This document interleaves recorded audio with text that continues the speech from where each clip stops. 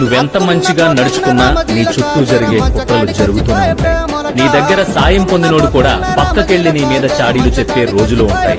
ఒక మనిషి మంచితనం ఈ కలియుగంలోనే కాదు, పూర్వ యుగాల్లో కూడా చేతకానితనంలాగే అనిపించింది.